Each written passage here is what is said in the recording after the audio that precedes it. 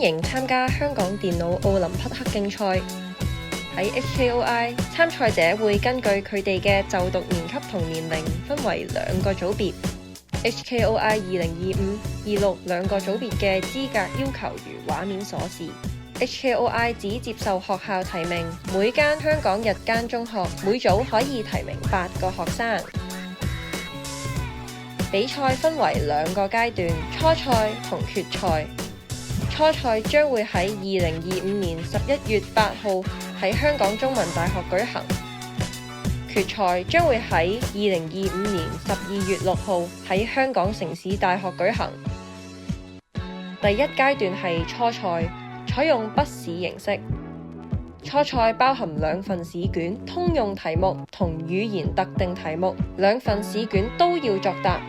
卷2只需作答其中1個版本，並須喺答題紙上正確標示所選版本。初賽題目大致分為3類：程式碼追蹤、演算法推理同補完程式。我哋一齊睇下往屆初賽卷入面嘅幾個例題。對於程式碼追蹤題目，你需要理解程式碼並追蹤程式碼嘅執行過程。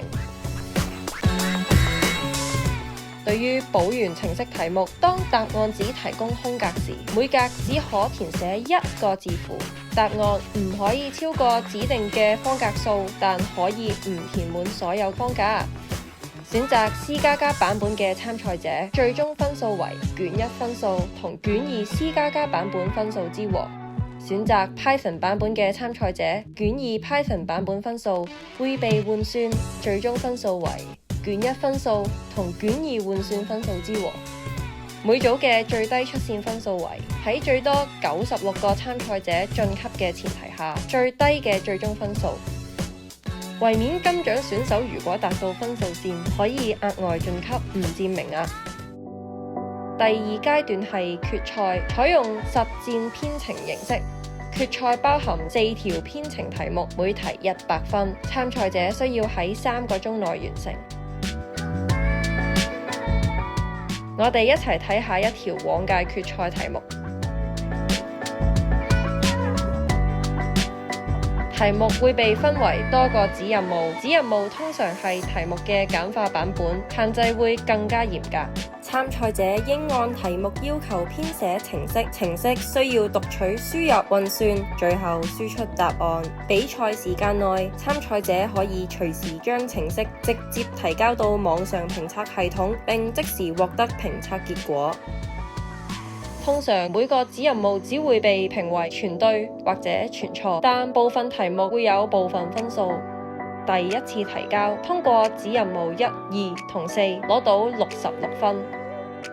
第2次提交新通過子任務3，最終得分係每個子任務嘅最佳成績總和。參賽者最終成績就係4條題目嘅得分總和。所以參賽者應該喺3個鐘內策略性分配時間，以獲取最高總分。比賽嘅主要語言為 C++， 選手都可以使用 Python， 但部分題目可能會超時。獎項評定只會依據決賽成績，初賽成績唔會計入。HKOI 設有完整嘅獎項制度，表彰優秀嘅編程人才。2個組別嘅獎項會分開頒發，各組選手以決賽成績排名。至少有1/12嘅決賽選手會攞到金獎，至少有1/4嘅決賽選手會攞到金獎或者銀獎，至少有1半嘅決賽選手會攞到獎牌。總共至少有2/3嘅決賽選手會攞到獎牌或者優異獎。衛冕金獎選手唔會參與獎項分配，但仍可以按分數線攞到相應獎項。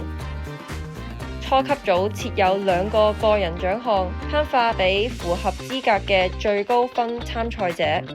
同分嘅參賽者會共享獎項，同一個人可以攞晒2個獎項。我哋一齊以一間學校為例，睇下學校大獎嘅計算方法。高級組金牌得主攞到5分，銀牌2分，銅牌1分，初級組金牌得主會攞到4分，銀牌2分，銅牌1分。